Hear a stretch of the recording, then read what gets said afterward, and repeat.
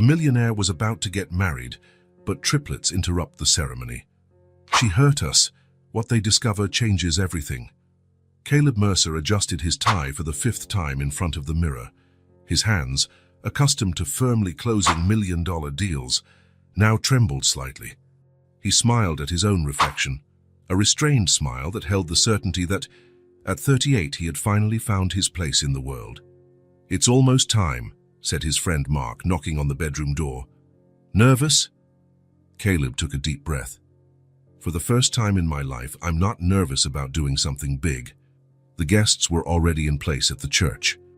White flowers and a red carpet marked the path to the altar. Caleb took his position, observing familiar faces in the first rows. Business partners, a few friends, all with approving looks. No one was really surprised at how quickly the relationship had progressed. After all, and when you find the right one, why wait? The organist began to play, but Caleb's mind drifted to 6 months earlier, when it all began. That night at the bar in the Marriott Hotel, he was exhausted after a meeting that ran longer than expected. He ordered a double whiskey and loosened his tie, hoping for just a few moments of silence before returning to his empty apartment. That was when he noticed the woman at the far end of the counter, Vivian Lake. The name came later, but the impact was immediate. She was sipping a martini, her black hair cut neatly at shoulder length, wearing a simple navy blue dress that somehow made her look like the most elegant person in the room. She wasn't trying to impress, and maybe that was precisely why she did. She caught him looking and raised her glass in a silent toast. Caleb did the same, and it would have ended there, if not for her phone slipping from her hand and sliding right to his feet. "I think your phone prefers my company," he said, handing her the device.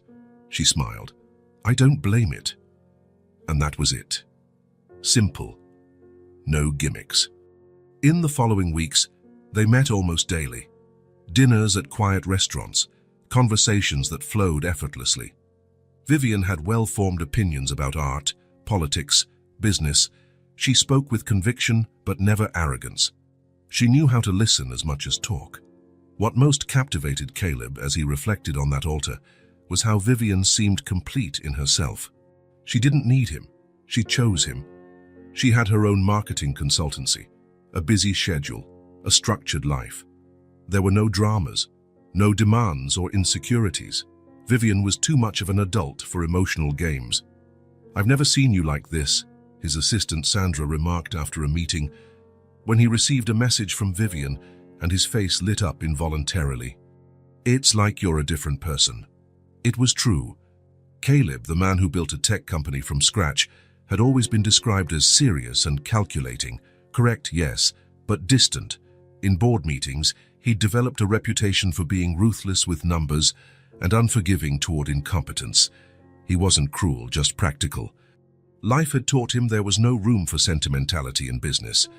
Vivian, however, had thawed something inside him. In the 3rd week, he took her to see his apartment at the top of a modern building overlooking downtown. He cooked dinner himself, something he hadn't done for anyone in years. "I didn't know executives could cook," she joked, tasting the risotto. "I have my hidden talents." That same night, they slept together for the first time. Nothing was forced or planned. It just happened, like everything between them. Later, lying in bed, Vivian shared fragments of her life, born in Seattle, educated in Chicago, a career built with determination. She spoke little about her family, which Caleb understood perfectly. He himself wasn't close to his, having only a distant brother in California with whom he exchanged holiday greetings. "Sometimes I wonder if I'm strange for not missing a big family," he commented. Vivian traced the outline of his face with her fingers. "Some people are complete in themselves, Caleb. There's nothing wrong with that. It was exactly what he needed to hear. Someone who didn't judge him for being who he was." In the 2nd month, she accompanied him on a business trip to London. During the day, while he was in meetings, she explored the city. At night, they shared discoveries and impressions. It was there, as they strolled along the Thames River on a Sunday afternoon, that he realized he no longer wanted a life without her by his side. The proposal came in the 3rd month, a private dinner, no grand gestures or audience, just the straightforward question, and the diamond ring he'd chosen himself after visiting 3 different jewelers. "Are you sure?" she asked, her green eyes locked on his. "We've only known each other a short time." "I've never been so sure of anything in my life," he replied.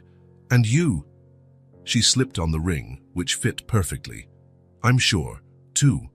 When they told their friends, there was surprise, of course, but also approval. Vivian won people over naturally. At dinners and events, she knew exactly what to say, when to smile, when to remain silent. His friends became her friends. His business partners respected her. Even Sandra, normally critical of his previous girlfriends, commented, "She's different, boss. Don't let her go." The next 3 months involved discreet preparations. Nothing extravagant, although Caleb could easily afford a lavish wedding. Vivian preferred elegance over ostentation. The guest list was whittled down to the essentials, 200 people who actually mattered. The church, an old building with colorful stained glass that reflected the afternoon light, wasn't the largest in the city, but it had character, just like Vivian. And now, standing at that altar, Caleb wondered how his life had changed so completely in just 6 months. Before her, his days were predictable. Wake up, work out, go to the office, meetings, more work, dinner alone or with some business contact, sleep. Repeat. He had success, but no life beyond the office. He usually planned every step in his business meticulously. Every acquisition, expansion, and hire, everything was calculated, measured, viewed from different angles. But with Vivian, it all just flowed, as natural as breathing. "She's the one," Mark said beside him, adjusting his own suit. "Here comes the woman who finally made the great Caleb Mercer surrender." The music changed. The guests stood. The church doors opened. Vivian appeared, stunning in her simply cut white dress that revealed her shoulders and showcased her natural grace. No veil, no unnecessary traditions, just her, in all her understated beauty and self-assurance, holding a small bouquet of white lilies. Caleb's heart pounded. For a moment, he thought of his empty apartment, the lonely nights, the cold decisions he made. How had someone so closed off like him managed to attract someone so perfect? People spent their entire lives looking for someone like this, someone who seemed designed to fill their empty spaces, someone who understood their silences as well as their words. She walked toward him with steady steps, a discreet smile on her lips. There was no hesitation, no doubt. Vivian knew exactly what she wanted, just as he did. Perfect, he thought, absolutely perfect. When their eyes met, Caleb felt a certainty he had never experienced before. In that moment, everything in the world was right. All those years of hard work, all the tough decisions, all the sacrifices, they had been worth it to get here, to find her. What Caleb didn't know, as he watched his bride approach the altar, was that sometimes perfection comes at a hidden price, and he would find out that price very soon. The moment was beyond perfect.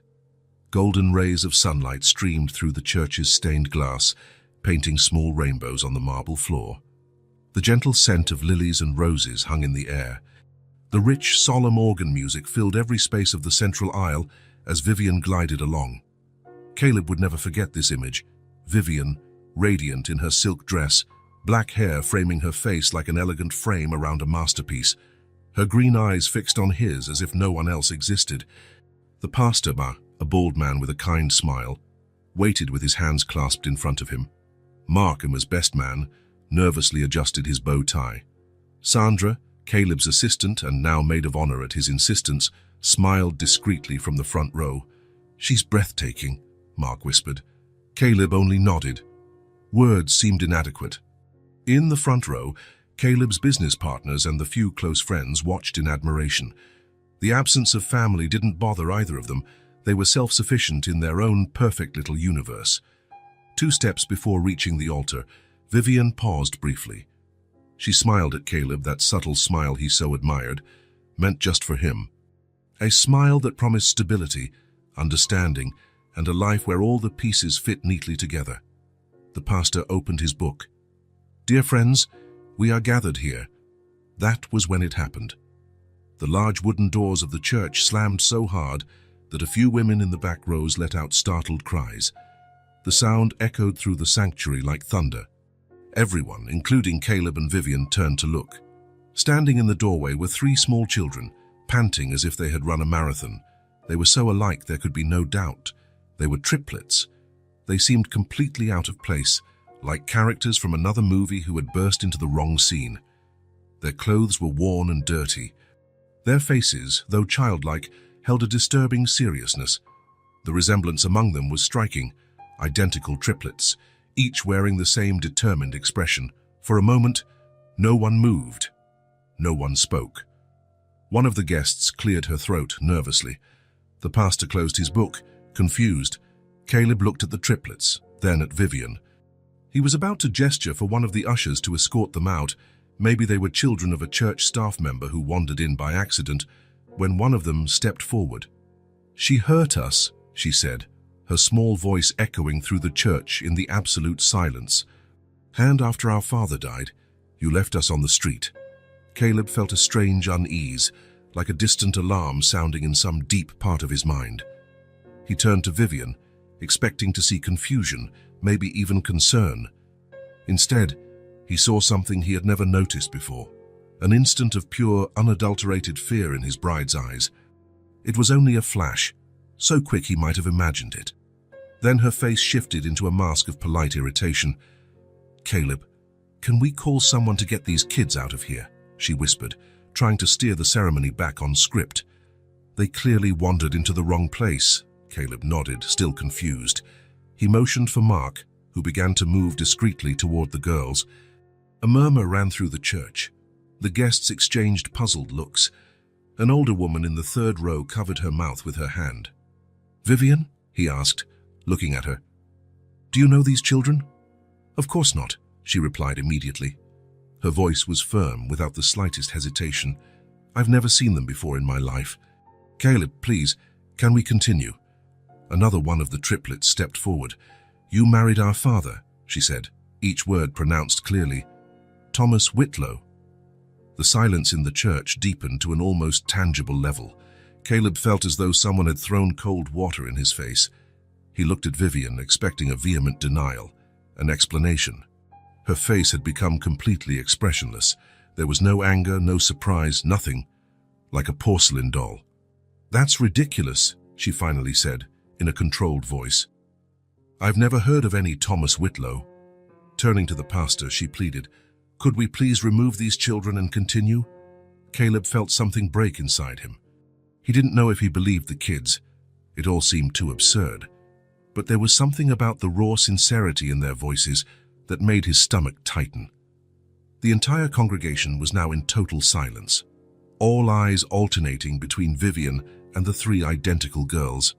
"Vivian," Caleb tried again, his voice more urgent now. "Are you sure you don't know these children?" Vivian tucked a strand of hair behind her ear, a gesture Caleb knew well, something she did when organizing her thoughts. For the first time since he'd met her, the gesture seemed calculated. "Absolutely sure," she said firmly. "I've never seen these children before. This is obviously some sort of scam. Look at them, Caleb. Someone sent them here to get money out of us. You're a wealthy man. People will do anything for money." Her words sounded logical, rational. It was an explanation that made sense in Caleb's world, a world of contracts and hidden motives. For a moment, he almost believed it. "I'm Nora," said the first triplet, now looking directly at Caleb. "These are my sisters, June and Mira. We're triplets, daughters of Thomas Whitlow." A murmur of horror swept through the church. Caleb looked at Vivian, whose face now showed a mask of calculated offense. "It's unbelievable you're even listening to this," she said, looking around at the guests. "I've never heard of Thomas Whitlow. I've never been married before. These kids are lying." Vivian took a step back as if physically struck. For a fleeting second, Caleb saw something in her eyes, not just anger or indignation, but fear. "These children have clearly been coached by someone," she said, turning to Caleb. "Maybe someone who doesn't want us to be happy. A business rival of yours, perhaps. Or some jealous ex-girlfriend." Caleb looked at the three identical girls, then back at Vivian. There was something in the way they stared at her, a personal, intimate knowledge, a deep hurt that couldn't be faked. "Vivian," he said quietly, "are you telling me the truth?" "How can you even ask that?" she retorted, her voice jumping an octave. "After everything we've shared, you're going to believe 3 street kids instead of believing me." "She's lying," the triplets said in unison.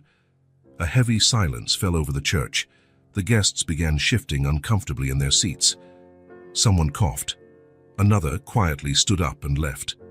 "I think we need to postpone the ceremony," Caleb finally said, his voice low but firm. "How, you can't be serious?" Vivian hissed, grabbing his arm. "You're going to let 3 little liars ruin everything?" Caleb looked at her hand on his arm.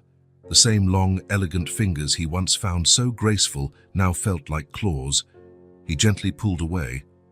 "I think I need to understand what's going on," he said calmly. "And I think you need to leave." Vivian stood perfectly still for exactly 3 seconds. Then, as if a scene change in a movie, her expression shifted. The cold look ignited into fury. The graceful lines of her mouth twisted into a sneer. "You'll regret this," she said in a low, cutting voice. "I wasted 6 months of my life on you." With that, she spun on her heels and marched down the main aisle. The guests parted like the Red Sea. When she reached the doors, she turned one last time. "They're lying," she declared to the entire church. "And you're a fool, Caleb Mercer." The doors slammed behind her. The sound reverberated through the stunned silence. The triplets stood still in the aisle for a moment. Then, as if they had completed a mission, they turned in unison and walked toward the exit. They didn't look back, didn't ask for anything. They simply left through the same door Vivian had used moments before. Caleb stood frozen, watching the children vanish. The church began to empty, the murmurs growing louder as the guests made their way out. Mark approached, placing a hand on his shoulder. "I'm sorry, man," was all he said. The pastor, not knowing what to do, muttered something about rescheduling and disappeared into the sacristy. Sandra came over, her face a mix of concern and confusion. "Caleb?" she called softly. "Are you all right?" He didn't answer. He didn't know how to. The church emptied until only Caleb and Mark and Sandra remained. The heavy silence was a stark contrast to the anticipation of just half an hour ago. "Those triplets," Caleb finally spoke. "Where did they go?" But no one had an answer. The girls had appeared like ghosts from a hidden past and vanished just as quickly, quietly, taking with them secrets no one could have imagined until that moment. And so Caleb Mercer's big wedding day ended, not with music and champagne, but with the distant echo of slamming doors and the weight of a truth he had never asked to know. 3 days after the church debacle, Caleb parked in front of the Royal Oaks Hotel. He sat for a few minutes in his car, studying the building's classic architecture through the windshield.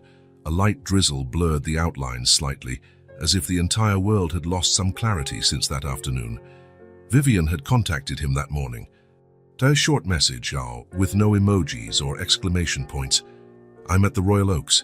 Room 512. Can we talk at 3? It wasn't a request. It was an appointment, typical of her. Caleb took a deep breath before turning off the engine. What would he say? What would he ask? Images of the 3 identical girls still burned in his memory. The accusation in their eyes, the conviction in their small voices, the way they looked straight at Vivian without hesitation. And Vivian, that flash of fear he'd caught in her eyes before she composed herself. That second of pure panic he had never seen in her before. Mark Etude, his best man and closest friend, had been clear. "Just end it, man, something's really off here." Sandra, his assistant, usually so pragmatic, had said something similar. "I don't know what happened in that church in Caleb, but those girls knew who she was. What they didn't understand was that it couldn't be that simple. 6 months. Dinners, trips, late-night conversations. How could someone fake all of that? How could she not have slipped up somewhere?" The receptionist only nodded when Caleb mentioned he was going to room 512. Clearly, Vivian had put him on the list of approved visitors. The 5th-floor corridor was quiet, lit by yellowish lights that gave the dark blue carpet a greenish hue. Caleb stopped at the door, hesitated, then knocked 3 times. Vivian opened almost immediately, as if she'd been standing right behind the door. Her hair was impeccably styled, her red lipstick perfectly applied. She wore a charcoal grey business suit, an odd choice for someone staying at a hotel, Caleb thought. She looked ready for a meeting, not a talk with the man who almost became her husband. Punctual as always, she said with a polite smile. No kiss, no hug, just a gesture indicating he could enter. The room was an executive suite, impersonal and too neat, as if no one really lived there. An expensive suitcase lay closed near the closet, no personal items in sight. Even though she'd been there for 3 days, there was no trace of Vivian in the room. "Would you like something? I ordered tea," she offered, nodding at a porcelain set on the small round table by the window. "I'm fine," he replied, remaining standing. Vivian sat in the armchair near the table, crossing her legs elegantly. Caleb noticed she was wearing the same stiletto heels she had planned to wear at the wedding. "I thought you'd come sooner," she said after pouring herself some tea. Her voice was controlled, measured. "I needed to think," he simply responded. Vivian nodded, as if she understood perfectly. "That's understandable. It was a disturbing incident." Disturbing incident. The choice of words sounded strange to Caleb's ears, too cold, too distant. "Do you know those girls, Vivian?" She set down her teacup delicately, without making a sound on the saucer. "No, Caleb. As I said at the church, I've never seen them before. I'm deeply offended you'd even consider believing 3 street kids over me." The firmness in her voice was absolute, no tremor, no hesitation. "Thomas Whitlow," he said, not as a question. Vivian kept her gaze steady. "Never heard that name until that day." "Then why would they know that name? Why claim you married their father? Why say you abandoned them?" Vivian took another sip of tea before answering. The movement was deliberate, as if buying time to formulate the perfect response. "It's obviously a setup, Caleb. Someone coached them. Someone who knew about our wedding and wanted to harm me." "Who?" "I have competitors in my consultancy. You have rivals in business. Maybe a jealous ex-girlfriend. There are plenty of possibilities." Caleb walked to the window. Outside, the city carried on as usual, oblivious to the fact that his world had been turned upside down. "Street kids," he repeated her words. "Is that how you see them?" "What else would they be? Did you see their condition? They're probably homeless, trained by someone to ruin our day." Something about how she spoke of the girls. It wasn't just disdain, it was almost restrained anger, as if they had done something personal against her. "Strange that they knew so much about you," Caleb said, still looking out the window. "Your full name?" "The church where the wedding was." "That's easy information to find," Vivian replied quickly. "Our wedding announcement was in the local paper. Anyone could have accessed that." Caleb turned to face her. "And the man's name? Thomas Whitlow. That's a pretty specific name to invent." For the first time, he saw a barely perceptible twitch at the corner of her right eye. So quick he might have imagined it. "I don't know where they got that. Maybe it's the name of the man who coached them for this con." Caleb studied her carefully, the perfect posture, the absolute control, the teacup in her hand without the slightest tremble. She was the same Vivian he met at the bar 6 months ago, elegant, contained, confident. And yet, something was different. Or maybe it had always been there, and he had never noticed. A coldness in her eyes, a calculated precision in every move, as if each gesture, each word, was meticulously orchestrated. "I seem less shaken than I'd expect," he observed, keeping his tone neutral. "What would you have me do, Caleb? Break down in tears? Have a meltdown? I'm not that kind of woman, and you know it. It's one of the reasons you decided to marry me, isn't it?" She was right. Vivian's composure had always been one of the qualities he found most attractive. In a world of exaggerated emotions and unnecessary drama, she was a safe harbor of rationality. But there was a difference between being composed and being disconnected. 3 children accused us in the middle of our wedding. Vivian, they said you left them on the street. That doesn't bother you even a little? "Of course it bothers me," she replied, placing the cup on the table. "I'm furious they ruined our wedding. I'm hurt you doubted me. I'm offended by these absurd accusations." It all sounded reasonable, logical, perfectly articulated, But where was the genuine indignation, the confusion, the shock, the real pain? "I still want to marry you, Caleb," she continued, softening her voice. "We can reschedule the ceremony, something more discreet, maybe. Let's not let this farce ruin what we've built." Caleb sat on the edge of the bed, suddenly tired.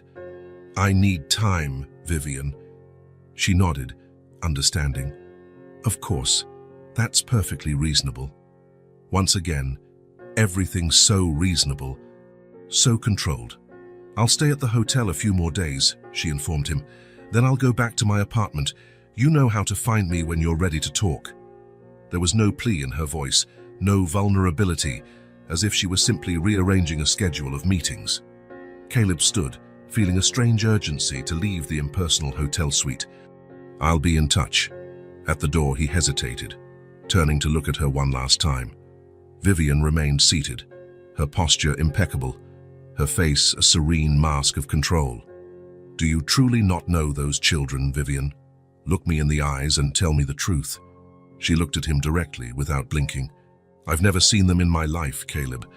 I'm the victim of a cruel setup. I hope that you, of all people, believe me." He nodded slowly, saying nothing, and shut the door behind him. In the elevator, alone, Caleb felt something unsettling settle in his chest. It wasn't exactly mistrust.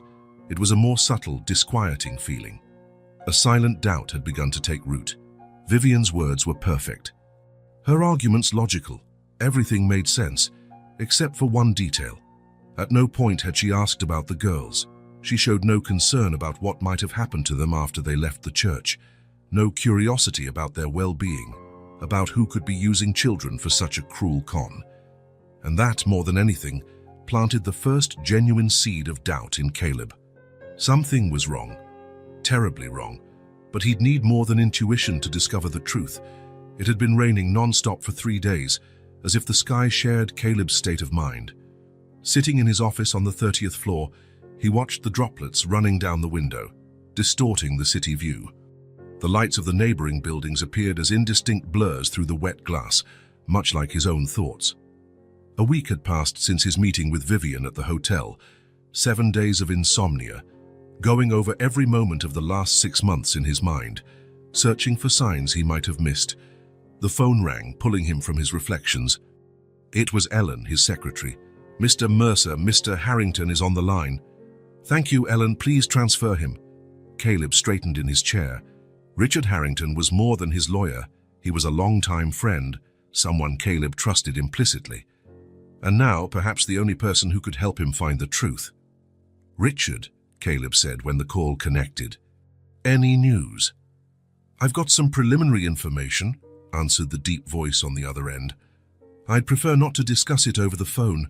Can I drop by your office in an hour?" "I'll be waiting." After hanging up, Caleb got up and walked to the window. 3 days ago, he had asked Richard to discreetly investigate the name mentioned by the triplets, Thomas Whitlow. He wasn't sure what to expect, but his need to know the truth had become a silent obsession. He closed his eyes, mentally returning to that first dinner at Vivian's place, 2 months after they'd met. An elegant apartment in an exclusive neighborhood, impeccable minimalist decor, white walls with just a few abstract art pieces, expensive but sparse furniture. At the time, he admired the clean style, so similar to his own taste. Now he realized something unsettling. There wasn't a single personal photograph in the place, no album, no object that seemed to have a history or sentimental value. It was as if Vivian's life had started the very moment he met her. "Where are your keepsakes?" he had once asked, half joking, during dinner.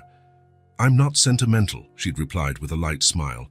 "I prefer to live in the present." At the time, Caleb found it refreshing. A woman with no emotional baggage, no past dramas. Straightforward like him. Another time, during a ski resort weekend, the subject of family came up naturally. "My parents died in an accident when I was 20, she said, while they watched the snow fall outside. "It was hard, but I learned to move on." "Siblings?" he asked. "I'm an only child," she replied, quickly changing the subject. "Isn't this wine wonderful?"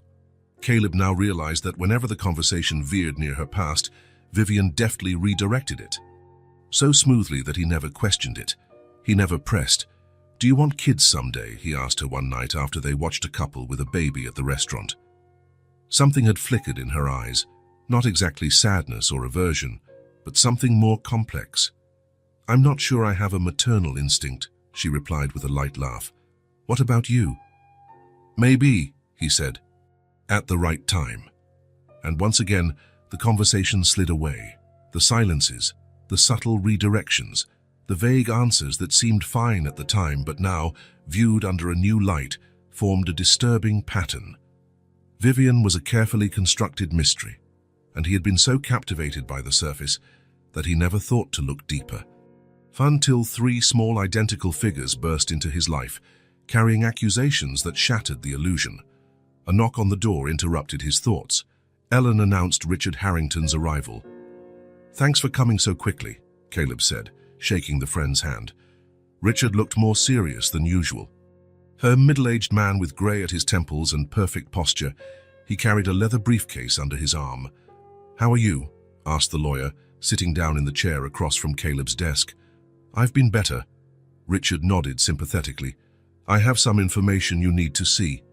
He opened the briefcase and took out some papers. "It's just the beginning of the investigation, but, Caleb prompted when his friend hesitated. "But it's already enough to confirm that Thomas Whitlow existed and that he indeed had a connection to Vivian." Caleb felt his stomach drop. As much as he expected it, hearing the confirmation was like a punch to the gut. "Show me," he said, extending his hand for the documents. "Thomas Whitlow, 39, a college professor of English literature," Richard began, handing over a sheet with a photo attached. "He died about 8 months ago from heart complications." Caleb looked at the photo. A thin man with a red beard and gentle eyes smiled at the camera. Something about that smile made his chest tighten, an honest warmth. "He was married to Helen Whitlow, who died 3 years ago from cancer," Richard continued. "They had identical triplet daughters, Nora, June, and Mira Whitlow, now 8 years old." Caleb closed his eyes for a moment, absorbing the impact of each name. They weren't inventions. They were real people. Real lives. "And Vivian?" he asked, opening his eyes. Richard slid another document across the table. "Vivian Lake married Thomas Whitlow 2.5 years ago, 6 months after Helen's death.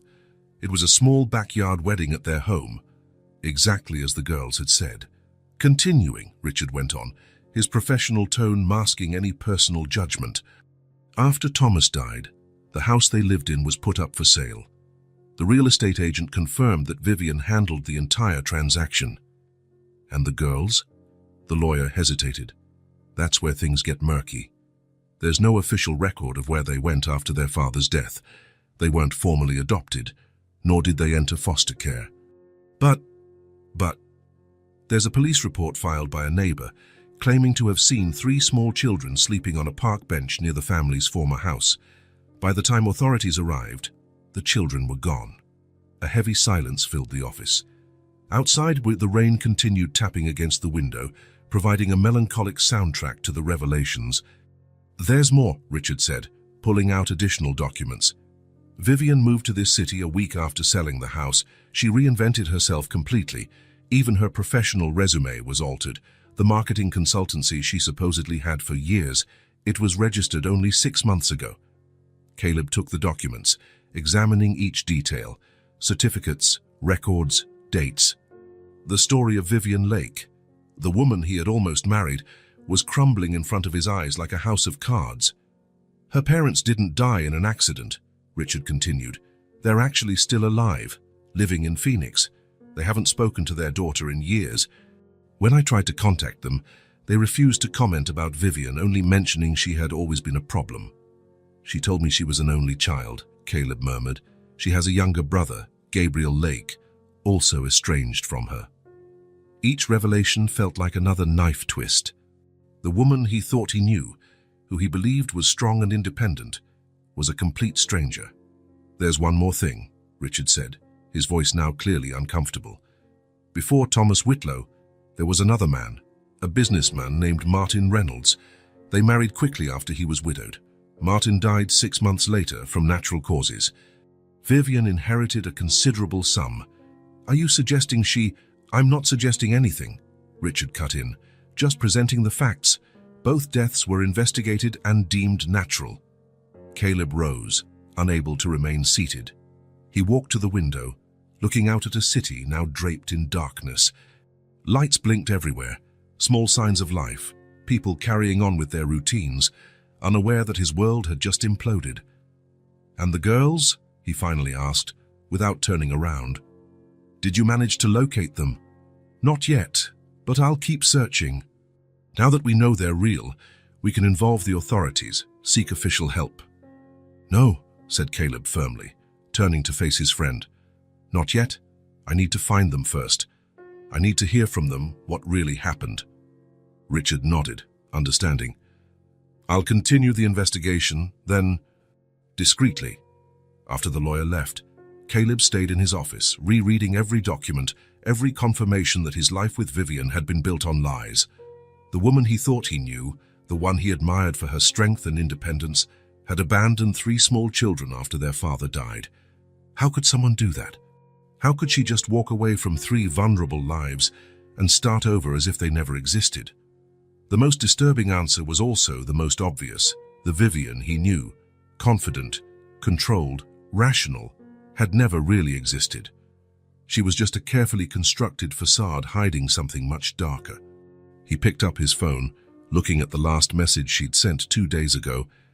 "Caleb, I hope you've had time to think. I'm going back to my apartment tomorrow. Can we have dinner and talk?" He hadn't replied. And now, with all the documents on his desk telling a story so different from the one she presented, he knew there would be no more talks, no more explanations, no more second chances. Whatever they had ended the moment, 3 small figures threw open the church doors. He just hadn't realized it yet. The rain finally let up, but Caleb barely noticed. In his mind, a firm resolution was taking shape. He would find those children, uncover the whole truth, and somehow try to fix what Vivian had done. Not for her, not even for himself, but for 3 small lives that had been discarded as if they meant nothing. Deep down, he was troubled by one more question he couldn't shake. If Vivian had lied about absolutely everything, if she was capable of abandoning 3 helpless kids, who was she, really? And what else might she be capable of? It was almost midnight when Caleb realized he'd been sitting in the same spot for hours.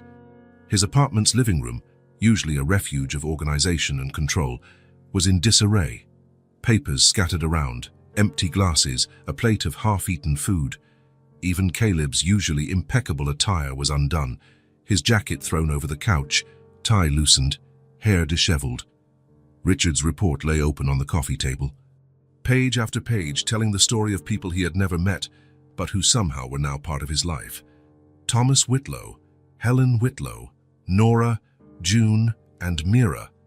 And Vivian, the version of her he had never seen. 5 unanswered messages flashed on his phone screen, all from her. The last one, sent 2 hours ago, was almost threatening in its coldness. "Your silence is becoming offensive, Caleb. I deserve at least a response." He picked up the phone, stared at the screen for a few seconds, then set it back down. How to respond to a stranger who had spent 6 months pretending to be someone else? A woman who built an entire life from scratch, erasing her past and everyone in it.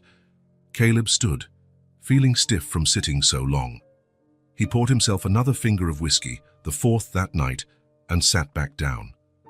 He wasn't normally one to drink like this, but tonight it seemed necessary.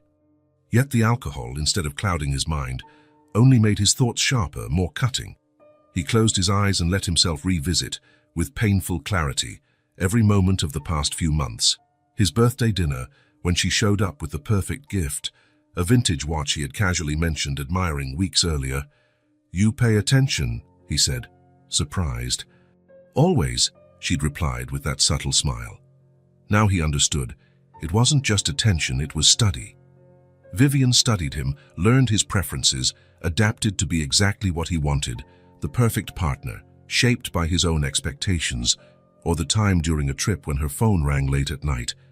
She quickly silenced the call, saying it was just her office voicemail with some message. When he asked why the office would call so late, she explained naturally about a client in a different time zone. He accepted it without questioning. Who really called that night? Someone from her former life, someone who knew her secret. And the countless times he tried to talk about the future, kids maybe someday, and she'd steer the subject so subtly he barely noticed.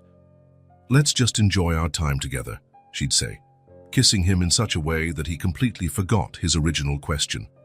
She manipulated every moment, every conversation, guiding him exactly where she wanted him to go, like a master chess player anticipating moves, controlling the entire board. Caleb got up again and walked to the window.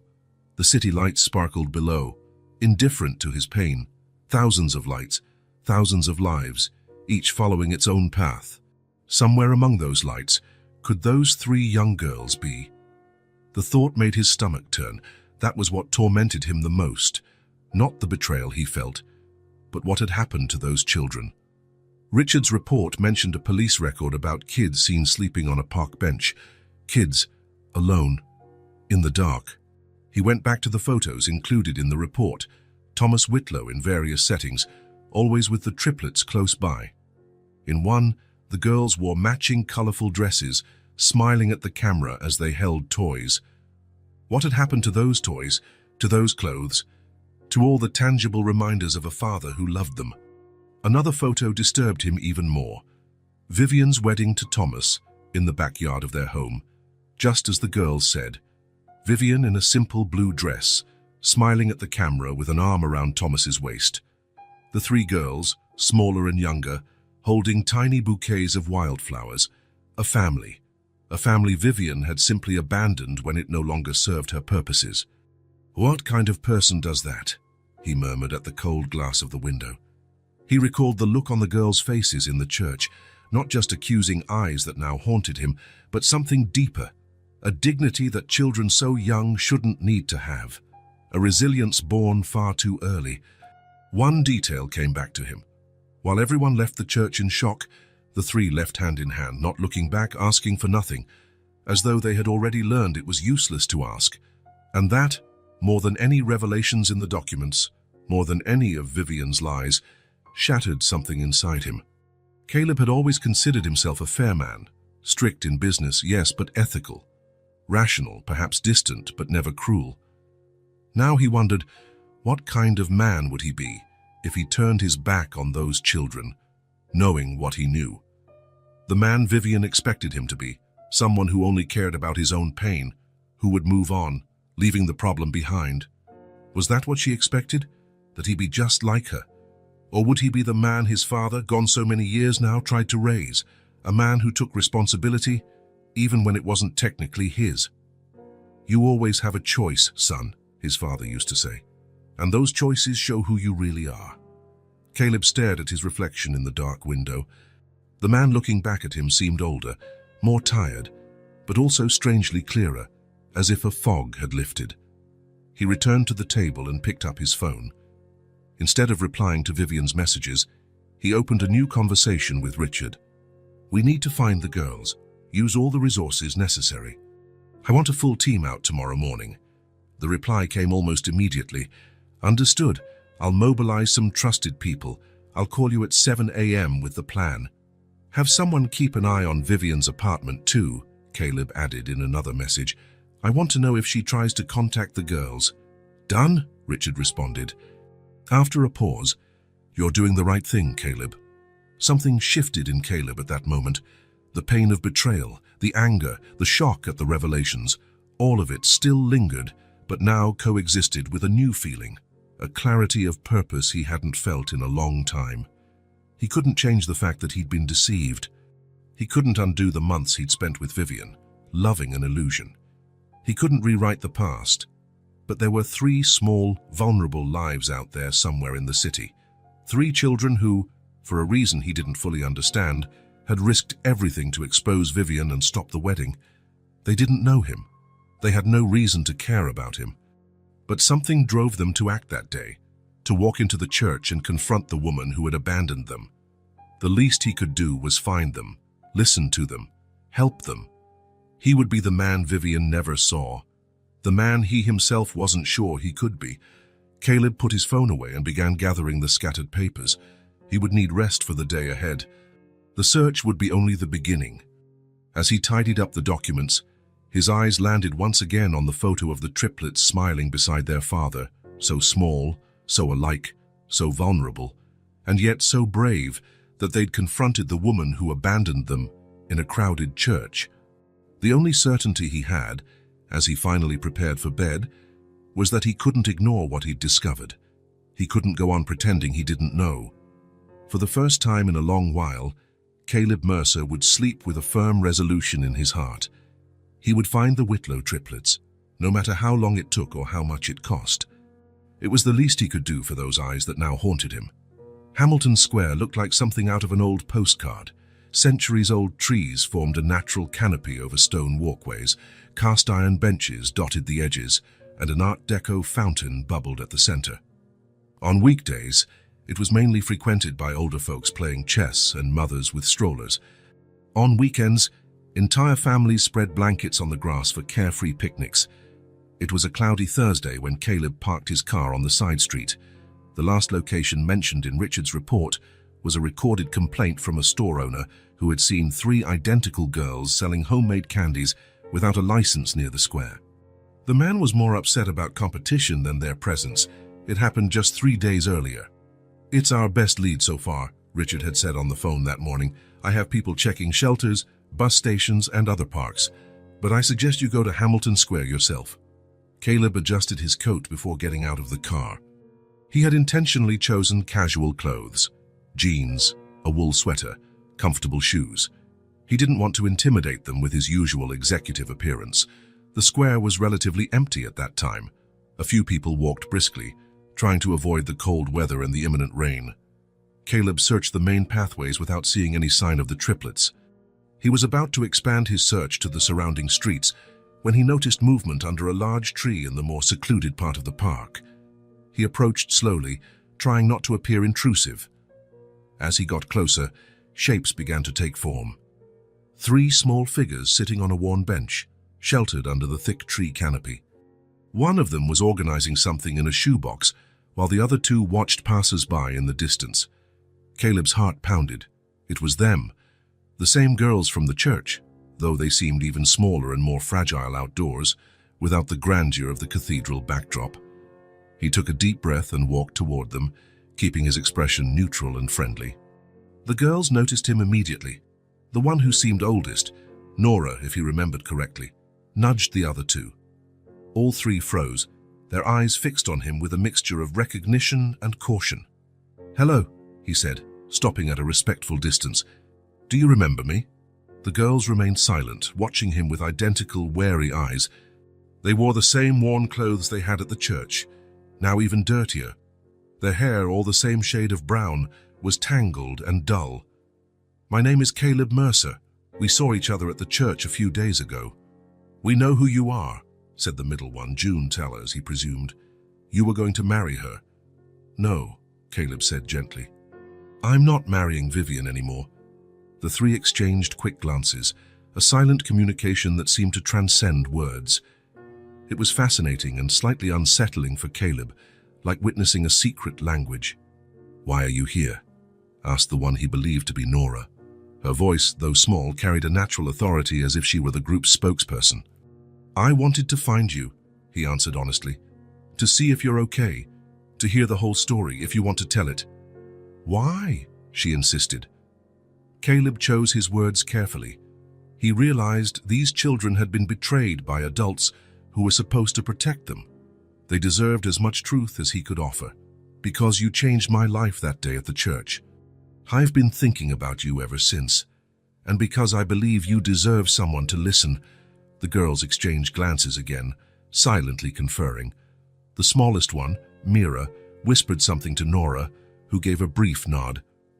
"You can sit," Nora said, indicating the empty spot on the concrete bench. Caleb sat, keeping a respectful distance. In the shoebox between them, he noticed small chocolate truffles wrapped in crumpled foil. "Are you selling candy?" he asked, trying to start a casual conversation. Yes, June replied. Our mom taught us how to make them, before she got sick. Helen, Caleb said softly. Your mom's name was Helen, right? All three looked at him with surprise. How do you know? Nora asked, her eyes suddenly alert. I found out some things. About your father, too. Thomas Whitlow. A clear sadness passed over their identical faces, like shadows moving across three small ponds. He was a teacher, Mira said softly, speaking for the first time. Her voice was the gentlest of the three, almost a whisper. English literature. Yes, Caleb confirmed. I learned that. I also learned, he hesitated, unsure how to proceed, that Vivian married him after your mother passed away. She showed up at the funeral, Nora said, her gaze fixed on some distant point, as if reliving the memory. She stayed close to Dad the whole time. Said she was Mom's friend from college. That was a lie, June added bitterly for someone so young. She never met our Mom. But Dad believed her, Nora continued. She visited us, brought us gifts. She was nice. She paused. At first, Caleb saw the three of them inch closer to each other, seeking comfort instinctively as the painful memories surfaced. Then they got married, June said. In our backyard, we held flowers. And then, Caleb prompted gently. Then she changed, Nora said. She got angry if we made noise, threw away our drawings, said Dad gave us too much attention and not enough to her. When she got really mad, Mira added in a quiet voice, she sent us to the basement. Said she needed silence. Caleb felt a wave of anger surge through him, but he kept his expression calm. These girls had seen enough anger. Dad didn't know, June explained. She acted differently when he was around. Then he got sick, Nora said, her voice trembling slightly. A heart problem. He had to go to the hospital. He came home once, June continued. He was weak but happy to be back. We made drawings for him. But then he went back to the hospital, Mira said, and never came back. A heavy silence enveloped the group. Caleb waited, giving them space to process the painful memories. What happened after your father passed? He finally asked. The three girls looked at each other again, deciding who would speak. Nora's voice remained steady despite her grief. At first, she pretended to be sad. People came by to visit, brought food. She acted like she was going to take care of us. But as soon as everyone stopped visiting, June continued, she started packing things. Said she was selling the house. Our stuff was the first to go in boxes, Nora said. Pictures of Dad, pictures of Mom, our toys, our books. We tried hiding some of our things, Mira added, but she found them and got furious. One day, Nora recalled, her eyes now bright with barely contained tears, we came home from school and the lock had been changed. Our backpacks and a few clothes were in plastic bags on the porch. She opened the window and said we weren't her problem anymore, June said, that the house was sold and we had to leave. We stayed on the porch until it got dark, Mira said. We thought she might change her mind. But she didn't, Nora finished. The next day there was already a sold sign in the yard. Caleb closed his eyes for a moment, trying to control the anger welling up inside him. How could anyone do this to children? To anyone, really? But especially to vulnerable children who had just lost their father. Where did you go? He asked once he could speak calmly again. At first we stayed nearby, Nora replied. We thought maybe a neighbor would help. But no one believed us, June said bitterly. Vivian told them we were going to live with relatives, that we were just making trouble because we didn't want to go. Mrs. Miller, an older lady who lived on the same street, called the police when she saw us sleeping in the park, Nora continued. But when they arrived, we ran away. Why? Caleb asked, genuinely curious. Vivian said if we went to foster care, they'd separate us, Nora explained. She said we'd never see each other again. And you can't be separated, Caleb concluded, understanding. All three nodded at once. So you stayed together, surviving on the streets? We moved far from our old home, Nora said. We learned that places like this are good. There's a public bathroom, a fountain with clean water. People sometimes leave food. We make candy and sell it, June added. A lady at the bakery on the corner lets us use the oven in the back after they close, if we sweep the floors for them. We're fine, Nora concluded, raising her chin with a pride that broke Caleb's heart. We take care of each other. Caleb looked at the three girls in front of him, so small physically, yet so immense in courage and determination. Now he understood why they came to the church that day. It wasn't revenge, it was protection. They were protecting him from Vivian just as they protected one another. "How did you find out about the wedding?" he asked. "How did you find us?" "We saw it in the newspaper," June answered. "The bakery lady sometimes gives us old papers to use when it's cold." "We recognized her in the photo," Mira said. She was smiling like she was nice. "We couldn't let her do to you what she did to our dad," Nora explained simply. A lump formed in Caleb's throat. These children, who had lost everything, cared enough about a stranger to risk themselves. They exposed themselves to save him from a fate they didn't even fully understand. "Thank you," he said, his voice rough with emotion. "You saved me that day." The three gave shy smiles, the first he had seen since finding them. A drop of rain fell, then another. Soon it would be pouring. "Do you have somewhere to stay?" Caleb asked, glancing at the darkening sky. Nora hesitated, uncertain how much to reveal. "We have a place," she said vaguely. "Under the park bridge," Mira added, earning a sharp look from Nora. Caleb made a decision at that moment, a decision he knew would change his life forever. "I have a proposal," he said calmly. "My apartment has a guest room that's never used. It's a safe, dry, warm place. There's food in the fridge and hot water for showers." The girls looked at him warily. "Why would you do that?" Nora asked. "Because it's the right thing to do," he replied simply. "And because I want to help." "We don't need charity," June said, pride evident in her voice. "It's not charity," Caleb corrected. "It's help, like what you gave me in the church." The three looked at each other again, that silent exchange. The rain was picking up, creeping through the tree's canopy. "Just for tonight," Nora finally said. "Until the rain stops?" "Just for tonight," Caleb agreed, knowing it was only the beginning. Caleb's apartment had never felt so alive. The sound of small footsteps and children's voices echoed through the normally silent halls, filling spaces he never realized were empty.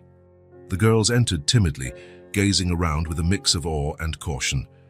Caleb showed them the guest room, spacious, with a queen-sized bed and a pull-out sofa he quickly set up. "The bathroom's over there," he indicated. "There are clean towels in the cabinet and—" He hesitated, realizing he didn't have children's shampoo or any kid-friendly items. "We can use any shampoo," Nora said, guessing his thoughts. "We're used to it." That simple comment made Caleb's heart ache. Children shouldn't be used to adapting. They should have their needs met, their preferences considered. "I'll find you clean clothes," he said. "In the meantime, you can shower and rest." "I'll make us something to eat." The three nodded, still cautious but clearly relieved to be somewhere safe and dry. While the girls settled in the room, Caleb made a few quick calls, one to Ellen, his secretary, asking her to cancel all his commitments for the rest of the day and the following day. Another to Sandra, briefly explaining the situation and asking for her help buying clothes and basic items for the girls. In the kitchen, he prepared sandwiches, cut fruit, and found cookies and milk. It wasn't the most sophisticated meal, but he guessed it would be more comforting and familiar to them than anything fancy. When the triplets emerged, they were completely transformed. Wet, combed hair, their faces clean and revealing freckles once hidden by grime. They wore some of his oversized t-shirts, which looked like dresses on their small frames. "It looks delicious," June said, eyeing the table. "Help yourselves," Caleb replied, gesturing to the chairs. They sat down, politely waiting for him to join before they began eating. Their table manners were impeccable, he noticed. They had clearly been raised well. During the meal, they gradually relaxed. Mira even smiled when Caleb put more cookies on the table. June shared how they made chocolate truffles to sell. Nora asked about his work, listening carefully as he gave simplified explanations about running a company. It was both strange and natural at the same time, like discovering a space in his life that he hadn't realized was missing, finally being filled. After dinner, while the girls watched a cartoon on the living room TV, probably their first normal entertainment in months, Sandra arrived with shopping bags, children's basics, toothbrushes, kids' shampoo, and even a few books and small toys. "You're a good man, Caleb Mercer," she said quietly, watching the triplets engrossed in the cartoon. "I always knew that." Caleb just smiled, grateful for her efficiency and discretion. Once Sandra left, he organized the items and called the girls over to show them. "These are for us," Mira asked, looking wide-eyed at a pink unicorn print pajama. "All for you," he confirmed, "to use while you're here." Again, that silent exchange between them. A communication that he had grown to admire deeply. "Thank you," Nora said, speaking for them all. There was a certain dignity in her gratitude, a poise beyond her years. When bedtime finally came, Caleb showed them how the sofa bed worked, creating more space for everyone. To his surprise, they preferred to sleep together on the main bed. "We always sleep together," June explained. "It's warmer." "And less scary," Mira added. Caleb nodded, understanding. He helped them settle, made sure they had water, and left a dim hallway light on. "I'm just down the hall," he said. "If you need anything during the night, just call." "Caleb?" Nora asked as he stood in the doorway. "This is just for tonight, right?" "Until the rain stops." He looked at the three of them, now in clean pajamas, hair brushed, their faces peaceful for the first time since he'd met them. He saw in their eyes a cautious hope, the fear of trusting mixed with the desperate need to do exactly that. "For now, it's just until the rain stops," he answered carefully. "But tomorrow we can talk about what comes next." They nodded, seemingly satisfied with the honest answer. No empty promises, no false assurances, just truth and the possibility of something better. "Good night, Nora, June, Mira," he said gently. "Good night, Caleb," they replied in unison. Later, when he passed quietly by the half-open door to check on them, all three were sound asleep, curled up together in the large bed. Their faces, so identical yet so distinct, were relaxed in slumber, their worries temporarily erased. In that moment, seeing them safe for the first time in months, Caleb knew with absolute certainty he would do anything to protect these children. The path ahead would be complicated, full of legal and emotional challenges, but he was determined. The Whitlow triplets had found not just a roof but a defender, and maybe one day a home. A week had passed since the Whitlow triplets started living with Caleb. A week of adjustments, discoveries, and small victories. The girls still slept together in the same bed, but now they could spend a few hours apart without panicking. Nora had shown interest in the business books in Caleb's library. June revealed a natural talent for cooking, enthusiastically helping with meals. And Mira, the quietest of the three, began humming as she drew, perhaps a sign she felt safe enough to express herself. It was a temporary arrangement, Caleb knew. Richard was handling the legal aspects, investigating guardianship options, and searching for any relatives who might take responsibility. But for now, they had a home, and he, surprisingly, had a family. On that Sunday morning, the apartment was quiet. The girls were still asleep, exhausted after a trip to the zoo the previous day. Caleb was making coffee in the kitchen, savoring the calm moment to gather his thoughts.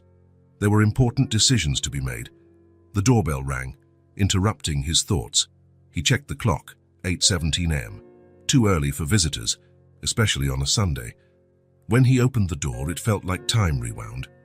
Vivian stood in the hallway, immaculate in a light blue dress that highlighted her eyes. Her hair fell in perfect waves over her shoulders, red lipstick defining her lips, exactly as she had looked the first time he saw her at that hotel bar nearly 7 months ago. But now, looking at her, Caleb felt nothing but a vague sense of unreality, as if he were seeing a photograph of something that once mattered, but now belonged to another life. "Caleb," she said softly, her voice with that melodic tone he once found enchanting. "May I come in?" He hesitated. The girls were still asleep. The last thing he wanted was to expose them to another encounter with Vivian. "This isn't a good time," he replied. "Please," she insisted, and for the first time, he noticed something different in her expression, a vulnerability he had never seen before. "We need to talk. I'm sorry." Caleb studied her for a moment. Part of him wanted to just close the door, ending that chapter without further words. But another part, perhaps the more sensible, knew this confrontation was necessary, a definitive closure. 5 minutes, he said finally, opening the door wider. In the living room, she entered, glancing around as though searching for changes in the apartment she once knew so well. Her gaze landed briefly on a child's drawing pinned to the fridge, a colorful rainbow signed by Mira, but she made no comment. In the living room, Caleb did not offer her a seat. He remained standing, keeping a deliberate distance. Vivian noticed, her face showing slight surprise before resuming its controlled expression. "I tried contacting you many times," she began. "You didn't answer my messages or calls." "There was nothing to say," he responded simply. "Caleb, I know you're hurt about what happened at the church. Those girls ruined what should have been the happiest day of our lives, but we can start over. I know we can get past this." She took a step toward him, hand extended as if to touch him. Caleb stepped back slightly. "This isn't about getting past it, Vivian. I'm sorry I didn't tell you about my previous marriage," she continued, ignoring his response. "It was a lapse in judgment. I should have been honest from the start. But I was afraid of losing you, afraid that if you knew about Thomas, you'd judge me." There was a cunning in her partial admission that might once have worked on him, admitting to a lesser mistake to hide a bigger one, forging a shortcut to forgiveness through a half-truth. "Thomas Whitlow," Caleb said calmly, "a university professor, father of triplets, a widower. Died of heart complications 8 months ago." Vivian paled slightly but recovered quickly. "Yes, he was my husband. A brief and unhappy marriage I preferred to forget. That's why I never mentioned it." "Helen Whitlow," Caleb went on, as if she hadn't spoken.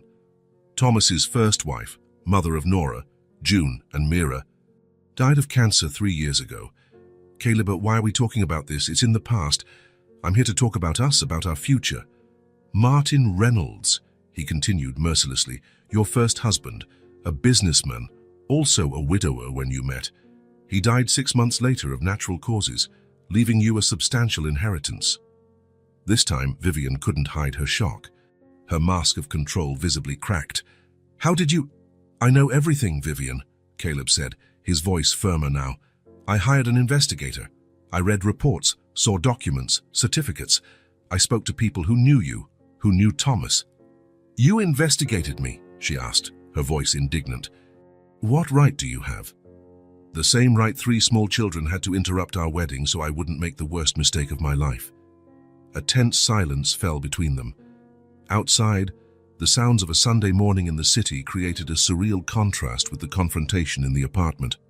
"So that's it?" she asked finally. "Are you going to believe 3 troubled girls and old stories dug up by some second-rate detective?" "Those troubled girls are asleep in my guest room," Caleb replied calmly. "They've been here for a week. They're slowly learning to trust adults again, starting to smile, to act like children." Vivian stood still, absorbing this. For a moment, something like guilt or fear flashed across her face. Then, as always, her mask slid back into place. "You can't keep them," she said, her tone almost threatening. "You have no legal right. If anyone finds out, you'll be in trouble." "I'm aware of the legal complexities," he said, still calm. "Richard is handling it. Meanwhile, they have a safe place to stay, food to eat, and an adult who listens to them." "You're throwing away everything we built because of a sad story?" she asked, shifting tactics. Her voice was now soft, almost trembling. "I made a mistake, Caleb, I admit that. But everyone makes mistakes, everyone. Haven't you ever made mistakes?" He observed her with a clarity he hadn't had before. Vivian was a consummate actress, molding herself to others' expectations. With Thomas, she was likely the devoted wife a widower with small children needed. With Martin, the understanding partner for a lonely man. And with him, Caleb, she'd been the strong, independent woman who fit neatly into his organized life. "Abandoning 3 small children on the street after their father dies isn't a mistake, Vivian," he said, each word weighted with truth. "It's a choice, one that shows who you really are." "I didn't abandon anyone," she insisted, but the tremor in her voice betrayed the lie. "They had somewhere to go. There was a plan." "What plan?" Caleb asked. "Putting their clothes in plastic bags on the porch, locking them out, selling the house and never looking back."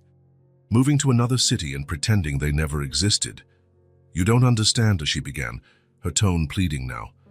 I understand perfectly, he cut in. You see people as stepping stones, Vivian. You use them while they're useful, then discard them when they become inconvenient. Thomas and his daughters, probably Martin before them. And I would have been next. That's not fair, she burst out, finally losing her composure. I loved you. You loved what I represented, Caleb corrected. Security, stability, status, the same things you sought with your other husbands. But love? Love is sticking around when it's hard. It's taking responsibility. It's putting others first, once in a while. You never learned to do that. A soft sound from the hallway drew both their attention. Mira stood at the entrance, her wide eyes fixed on Vivian. Behind her, Nora and June appeared, pale but resolute. Vivian's face changed when she saw them. All pretense of regret vanished, replaced by a cold anger Caleb had never witnessed before. So this is it, she said, her voice now metallic. You'd rather keep 3 burdens who aren't even yours than build a life with me. They're not burdens, he answered, subtly stepping between Vivian and the girls. They're children, brave, resilient children who survived the worst you could do. Vivian looked at him with contempt, then at the triplets. For a moment, Caleb feared she would say something cruel, something that would hurt these children even more. But she simply grabbed her purse and walked toward the door. You'll regret this, she said, her hand on the doorknob. No, Caleb replied with absolute certainty. I'm going to take care of what you threw away. And one day, when I look back, I'll realize this was the moment my life really began. Vivian hesitated, as if wanting to say something else.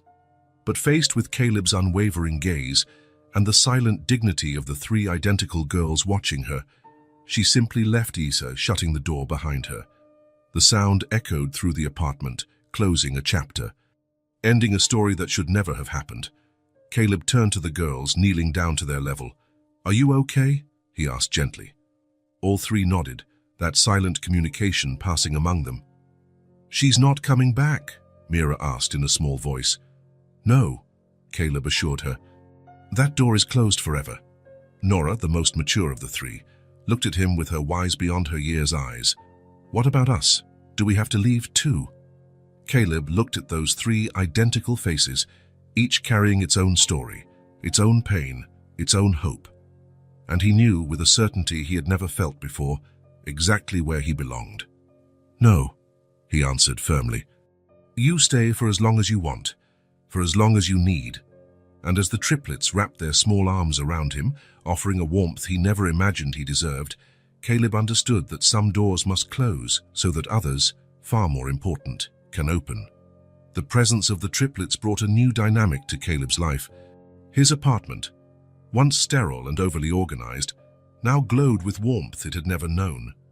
Their drawings brightened the refrigerator, tiny shoes lined up by the door, laughter echoed in hallways that had only known silence. After Vivian's visit and their final confrontation, Caleb felt a chapter had closed, but another, far more important, was just beginning. The girls had been with him for nearly 2 weeks, slowly adapting to a life of relative normalcy, sleeping in comfortable beds, eating regular meals, wearing clean clothes.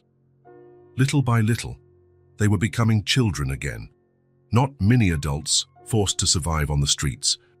Still, Caleb knew the situation was delicate. Legally, he had no rights over them. Their presence in his apartment could be questioned by social services at any moment, and though he had the means to provide material comfort, he wondered if he could give them everything 3 traumatized children needed. With these concerns on his mind, he met Richard at his office on a rainy Tuesday afternoon. We need a more permanent plan, Caleb said, looking out the window at the rain. They deserve stability, a proper family structure. Richard nodded. I agree. What do you have in mind? I want you to broaden the investigation, Caleb answered. Look for close relatives on Thomas's side and Helen's. Anyone who might take legal custody. What if we don't find anyone? Richard asked pragmatically. Caleb turned to face him, determination in his eyes. Then I'll do it myself. I'll do whatever it takes. Adoption, legal guardianship, Whatever's possible. Richard gave a faint smile. I never thought I'd see Caleb Mercer, the ruthless businessman, taking on the role of a father. Neither did I, Caleb admitted, but life surprises us sometimes. I'll put my best team on it, Richard promised, jotting notes. Meanwhile, I suggest you start documenting everything. The girls' condition when you found them, their progress, any relevant details, just in case we need to build a custody case for you. Already started. Sandra's helping me with that. They discussed a few more practical matters before parting. At the door, Richard placed a hand on Caleb's shoulder. Regardless of how this turns out, what you're doing for these children is admirable. I'm just trying to fix something that was broken, Caleb replied. They deserve a second chance. The following days settled into a surprisingly comfortable routine. Caleb rearranged his schedule to be home with the girls as much as possible. Sandra, who turned out to have a natural rapport with children, came by daily to help whenever he had unavoidable meetings. The triplets responded well to structure. Nora, the most mature, took on small household tasks, as if she needed to feel useful. June's interest in cooking grew, and she began preparing simple meals under Sandra's supervision. Mira, the most sensitive of the three, started talking more, though she was still the quietest. One afternoon, while Caleb was working at the makeshift desk in the living room, Mira quietly approached him with one of the children's books Sandra had brought. "Can you read to me?" she asked, her small voice firm but gentle. Caleb felt a tug in his chest. It was the first time any of them asked him directly for something. "Of course," he said, pushing his documents aside and making room on the couch. She sat next to him, not too close, but close enough to see the illustrations. As he began reading, he noticed the other two triplets peeking in from the doorway. Gradually, as if testing unfamiliar waters, they came closer. June sitting cross-legged on the floor, Nora on the armchair, pretending to be interested in another book. Mid-story, Caleb's phone rang. It was Richard. "Can I call you back in a few minutes?"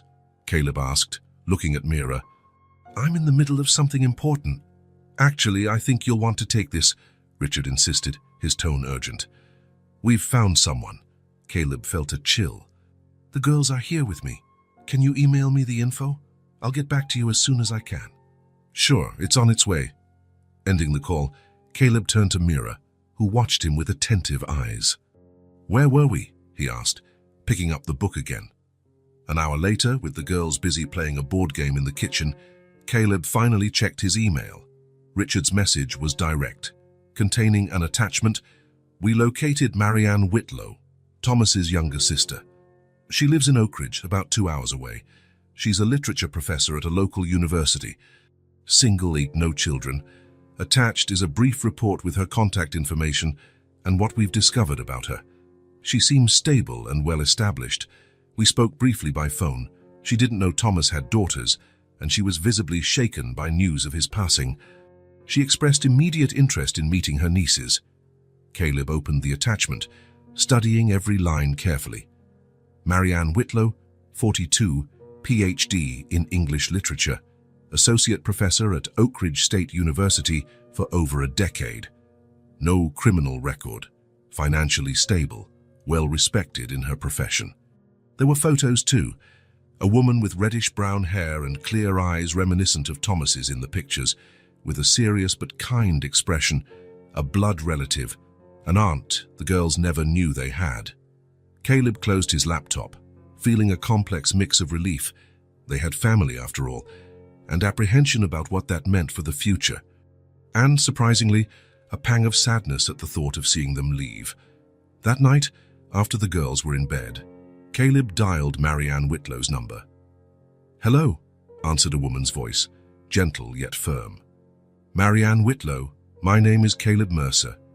Richard Harrington, my lawyer, spoke with you recently about your brother Thomas." A brief pause. "Yes, Mr. Mercer. I've been expecting your call. I'd like to talk in person if possible. It's a delicate matter." "I understand," she replied.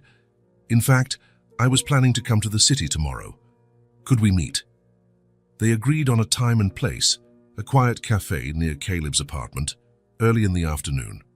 After ending the call, he stayed up late, wondering how he'd explain it all to Marianne, and harder still, how he'd tell the girls they had an aunt they never knew existed. The cafe they chose was discreet and cozy, with well-spaced tables for private conversations. Caleb arrived 15 minutes early, picking a table in a quiet corner. He ordered only black coffee, which he left untouched as he waited. He recognized Marianne Whitlow the moment she walked in. She had the same dignified air as in the photos, but in person, there was a softer quality to her features that pictures didn't capture.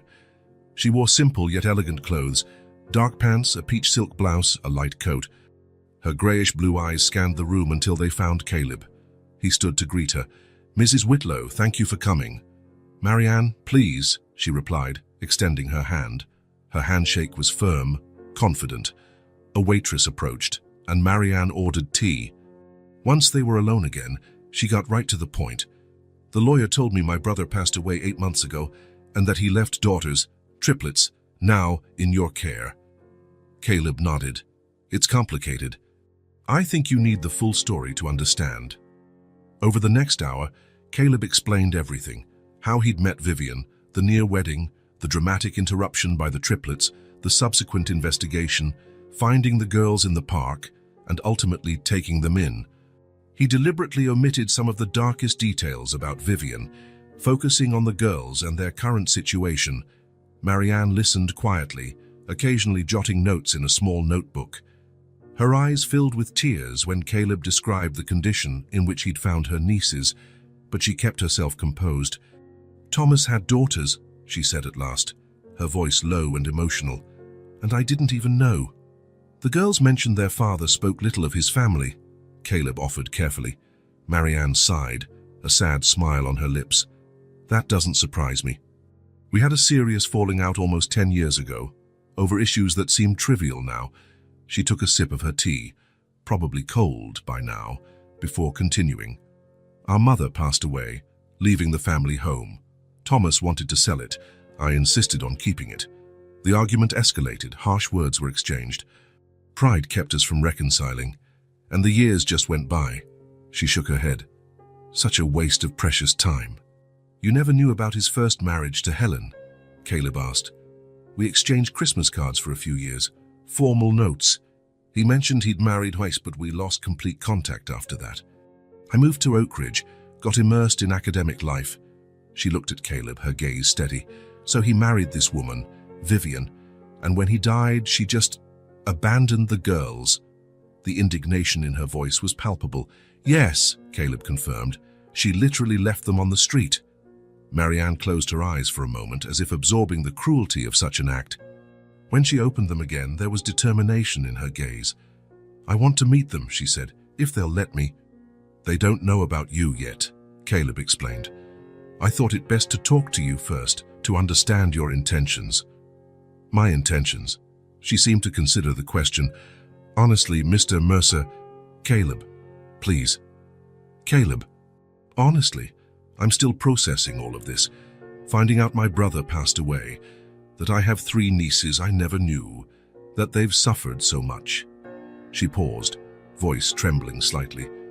"But I know I want to be in their lives, if they'll have me. They're my family, all that's left of my brother." "I understand this might be a difficult decision," Caleb said. "Taking on 3 children at once, I'm aware of the commitment," she replied with a calm that impressed him. "I have a large house in Oak Ridge, a stable job with flexible hours and substantial savings. Financially, I can offer stability. Emotionally..." She hesitated. "Well, I imagine we'll all have a lot to learn from each other." Caleb studied her carefully. There was a sincerity in her that was impossible to fake, a quiet strength that reminded him of Nora, the oldest triplet. "Would you like to meet them tomorrow?" he finally asked. "At my apartment, where they feel safe. No pressure, just a first introduction." Marianne nodded, clearly moved. "I'd love to. And thank you for everything you've done for them, Caleb. Taking responsibility for 3 children you didn't even know. Not many people would show that kind of compassion. They saved me as much as I saved them," he answered simply. As they said their goodbyes at the cafe door, Caleb felt a renewed sense of hope. Marianne Whitlow seemed genuine in her desire to know her nieces. in her willingness to reconnect with the family she had almost lost forever. There was a real chance here, not just for the girls to have a home, but to belong, to share blood ties and a family history. On the way back to his apartment, Caleb thought about how he would share the news with the triplets, how to explain they had an aunt they never knew, that someone in the world was connected to them by more than just circumstance. He was ready for the possibility that the girls might eventually go live with Marianne. He didn't expect the depth of emotion that thought stirred in him, joy that they had found family, and a surprising sadness at the idea of letting them go. One day at a time, he murmured to himself as he parked. First, they need to meet her. He headed up to the apartment where Sandra and the triplets waited for dinner. Looking at those three identical faces, the uniqueness in each revealed more every day, Caleb felt a deep certainty. No matter what happened next, these children had changed his life forever. And maybe, just maybe, he had changed theirs too. The morning of the meeting dawned sunny, as though the sky itself conspired to make the moment special. Caleb had explained to the girls the night before, choosing simple, direct words without raising their hopes too high. "I found out you have an aunt," he said, while they watched him with identical, wide eyes. "Your dad's sister. She didn't know you existed, just like you didn't know about her. She really wants to meet you." Their reactions were as complex as he'd anticipated. Nora, the pragmatic one, asked questions: where she lived, why they'd never heard of her, whether she resembled their father. June kept quiet, but her expression showed an internal storm of emotions. Mira gripped Caleb's hand as if afraid this new person would mean losing him. "She's coming tomorrow," Caleb explained. "Just to meet you. Nothing has to be decided right away. Is that okay?" They all nodded, that silent communication passing among them in critical moments. Now, as he tidied up the living room for the third time, Caleb found himself inexplicably nervous. The girls had chosen their nicest clothes, simple dresses Sandra had bought, hair carefully combed. Sitting side by side on the sofa, they looked like three little judges ready to evaluate a critical case. The doorbell rang at exactly 2 o'clock. "Remember," Caleb said before opening the door, "you don't have to say or do anything you don't want to. I'll be here the whole time." All three nodded in unison, their expressions serious but curious. Marianne Whitlow stepped into the apartment with hesitant steps, as if entering sacred ground. She wore a simple greenish-blue dress and carried a small paper bag. Her reddish-brown hair was pinned in a loose bun, a few strands escaping around her face. Her grayish-blue eyes locked immediately on the three identical girls on the sofa. For a moment, no one spoke. The silence wasn't heavy, but filled with possibilities, like the air before a summer rain. "Hello," Marianne finally said, her voice gentle but clear. "My name is Marianne. It's a great pleasure to meet you." The triplets continued to observe her intently, none making the first move to speak. Caleb motioned for Marianne to sit in the armchair across from the sofa.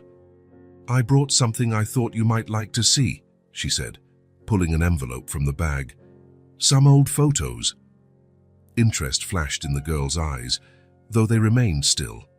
Marianne opened the envelope and placed some pictures on the coffee table, where the children could reach them. "This one is your dad when he was about your age," she explained, pointing to a faded photo of a red-haired boy missing a front tooth. "And this is me, a little younger, in the same yard." Nora was the first to move, leaning slightly forward to examine the pictures. June and Mira followed, 3 pairs of eyes soaking up every detail. "He looks happy," Mira said quietly. "He was," Marianne confirmed with a nostalgic smile. "Thomas loved that yard. We built a treehouse together, right over here." She pointed to a corner in the photo. "Our dad helped with the harder parts, but Thomas insisted on hammering a few boards by himself. He hit his thumb twice." A tiny smile curved June's lips. "Did he like stories?" Nora suddenly asked. "Our dad used to tell us stories before bed every night." Marianne's eyes shimmered with contained tears. "Yes, he loved them, even when he was little. I think that's why he became a literature professor. He could talk about his favorite books for hours." Nora exchanged a glance with her sisters, then, with the poise of someone far older, asked the question they all wanted answered. Are you our dad's sister? Marianne swallowed hard and nodded. A tear slipped down her cheek. Yes, I'm Thomas's sister, your aunt. She brushed away the tear discreetly. I'm so sorry I wasn't in your lives sooner. I didn't know my brother had such wonderful daughters. Why? June asked, her curiosity overriding her reserve. Why didn't you know about us? Marianne glanced briefly at Caleb, as if seeking guidance on how much to reveal. He gave her a subtle nod, encouraging honesty. Your dad and I had a falling out years ago, she explained carefully. A silly argument about our parents' house after our mum passed. We were both stubborn. We stopped talking, and as time went on, it became harder to reach out. Dad never really talked about his family, Nora said, only about Mum sometimes. I imagine it was painful for him, Marianne replied. Thomas was always sensitive, though he tried to hide it. I'm so sorry we wasted so much time on foolish pride. She paused, tears in her eyes again. If I had known, if I had any idea what would happen. Mira, the most intuitive of the three, slipped off the couch and moved closer to Marianne. Very gently, she reached out and touched Marianne's fingers. You look sad, she observed. Marianne smiled through her tears. I'm sad for lost time, but I'm also very happy to finally meet you. Mira's gesture seemed to break an invisible barrier. June scooted closer to examine more photos, picking up one showing teenage Thomas and Marianne with their arms around each other, wearing identical smiles. How you two have the same smile, she commented. People used to say that, Marianne agreed. When we were kids, he hated when they pointed out our similarities. He'd say he was older, so I was the one who looked like him, not the other way around. A small smile tugged at Nora's lips. He still made jokes like that as an adult. That doesn't surprise me at all, Marianne replied. Thomas always had that peculiar sense of humor. For nearly an hour, conversation flowed with growing ease. Marianne shared childhood stories of Thomas, summer mischief, family traditions, little details that the girls devoured like dry soil soaking up rain. In turn, the triplets slowly shared their own memories, how their dad made animal-shaped pancakes on Sundays, read to them every night, took them on long walks where they made up stories about the clouds. At one point, Caleb quietly got up and went to the kitchen, giving them space to let this new bond form. He made coffee for himself, tea for Marianne, and carefully arranged cookies on a plate with unnecessary precision. When he returned to the living room, he saw a scene that tightened his chest. Mira now sat beside Marianne, showing her the drawings she'd made over the past few days. June had perched on the arm of the armchair, commenting on her sister's color choices. Even Nora, ever cautious, had moved closer, her body angled toward her newly discovered aunt. Caleb set the tray on the table quietly, not wanting to interrupt. I'd love for you to see my house in Oak Ridge sometime, Marianne was saying. There's a big garden, not as pretty as the one your dad and I grew up with, but there's room to plant flowers, to build things, to run around. Are there trees? Mira asked. Plenty, Marianne nodded, including an oak tree just right for a treehouse, if you like that idea. The three girls exchanged glances, that silent language of theirs that Caleb found so fascinating. I'm not trying to rush anything, Marianne continued, noticing their caution. I know we only just met. I know you've been through a lot, and I'm so thankful to Caleb for taking such good care of you. She looked at him with genuine gratitude before turning back to the triplets. But I want you to know I'm here now, to learn who you are, to hear stories about your dad, to be family, if you'll let me. Nora, the unofficial spokesperson, asked the hardest question. Do you want us to go live with you? Marianne paused before answering. I'd love that, eventually, but only when you're ready, if you're ready. Nothing has to be decided today. What if we're never ready? Nora pressed. Then I'll still be part of your lives however I can, Marianne said without hesitation. Visits, phone calls, letters. The most important thing to me is to be here, to know you, to be part of your lives in some way. The sincerity in her voice was unmistakable. Nora looked at her sisters, and again the silent conversation passed among them. Then, in what seemed like a shared decision, Nora reached out and touched Marianne's arm. "You have his eyes," she said simply. It was as though the last barrier had fallen. Marianne smiled through tears that now flowed freely. "Could I hug you?" she asked tentatively. "It's okay if you don't want me to."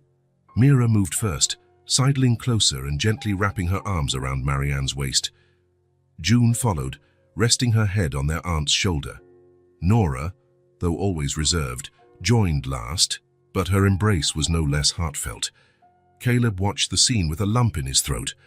It was like witnessing the birth of something precious and fragile, a new beginning, a reforged family bond. The four of them on the couch, a woman who'd lost her brother and three girls who'd lost their father, forming an imperfect yet promising circle, a family under reconstruction. Over their heads, Marianne's eyes met Caleb's. They conveyed what words could not: gratitude, hope, and a silent promise to care for these children he had saved, and who, in a way, had saved him, too. A new chapter was beginning for all of them. The morning of their departure was bright and clear, contrasting sharply with the subdued silence in Caleb's apartment. 3 small suitcases were lined up by the door, not too full, since the girls had arrived with almost nothing and were leaving with only a bit more: some clothes, books, and the gifts they'd received over the last few weeks. It had been 3 weeks since that first meeting with Marianne, 3 whirlwind weeks of frequent visits, lunches and outings, a time for mutual recognition and reconstruction of family ties none knew existed. The decision to move in with Marianne had come naturally, without pressure. Oakridge wasn't far. There would be a large bedroom for the girls, a good nearby school, and most importantly, the permanence of a real home with someone who shared their blood. Logically, it was perfect, but the heart rarely follows logic. June was in the kitchen, making a last special breakfast for everyone, pancakes shaped like animals, as their father used to do. Nora was systematically arranging the books Caleb had given them, choosing which to take and which to leave behind for future visits. Mira sat quietly on the couch, hugging the small teddy bear Sandra had given her on their second day. Caleb moved through the apartment, double-checking nothing was left behind, talking more than usual to fill the heavy silence. "Remember to call me as soon as you arrive," he kept saying, fiddling pointlessly with a suitcase handle. "And next weekend I'll come visit like we planned. Maybe we can go to that park Marianne mentioned, the one with the lake." Nora nodded without looking up from her books. "We'll call you every day." The intercom buzzed, announcing Marianne's arrival. Instantly, the atmosphere changed. A quiet current seemed to pass through everyone. The reality of leaving, until then, an abstract future event, became concrete. "She's on her way up," Caleb said after answering. His voice sounded oddly hoarse in his own ears. The triplets looked at each other, another silent exchange. Then, as if responding to an invisible signal, they all approached him. "We made something for you," Nora said, handing him a clumsily wrapped package. Caleb took it and carefully opened it. Inside was a framed drawing, 3 identical girls holding hands with a tall figure. In the background, a shining sun and a house. "So you won't forget us," June explained. "As if that were possible," he replied, his voice thick with emotion. A knock on the door signaled Marianne's arrival. When Caleb opened it, she entered with a warm smile, though her eyes betrayed that she, too, understood the complexity of the moment. "Ready, girls?" she asked gently. All 3 nodded, though none of them moved right away. Marianne turned to Caleb, gratitude evident. "I'll never be able to thank you enough for what you did for them, for bringing them back into my life." "There's nothing to thank me for," he replied. "They saved me, not the other way around." Marianne smiled, Howman, understanding. Then she naturally began picking up the small suitcases. "The car is downstairs. We can stop for a snack along the way if you'd like."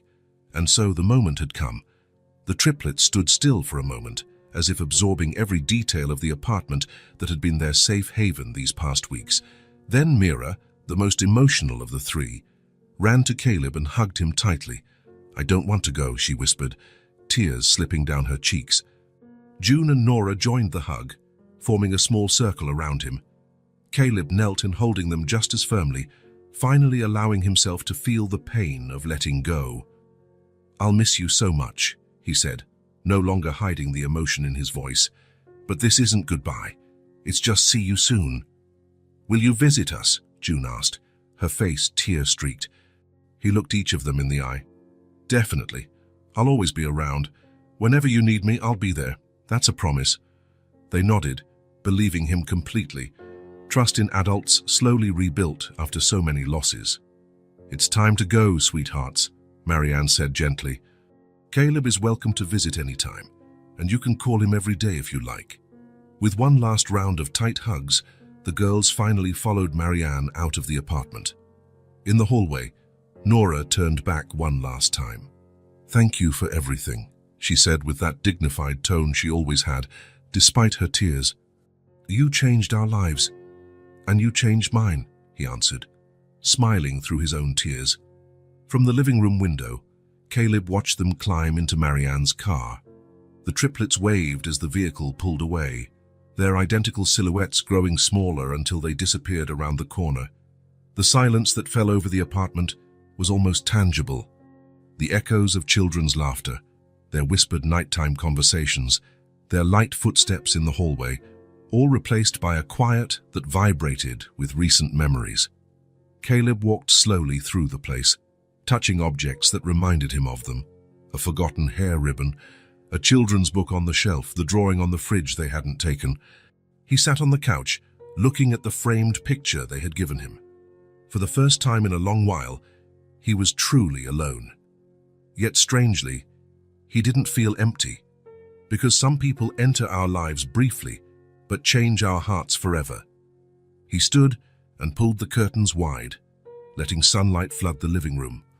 Outside, a new day was unfolding, bright, full of possibility, and somewhere along the road to Oak Ridge, a new family was beginning its journey. Deep in Caleb's chest, despite the ache of absence, there was a profound serenity, the peace that comes from doing what's right rather than what's easy, from having the courage to open your heart, even when you know you'll eventually have to let go. Because in the end, the heart remembers not only those who stay, but all those who, in some way, help us become who we are. If this story touched your heart, subscribe to the channel and turn on notifications so you don't miss the next ones. Leave a like because it helps this story get recommended to more people. See you in the next story.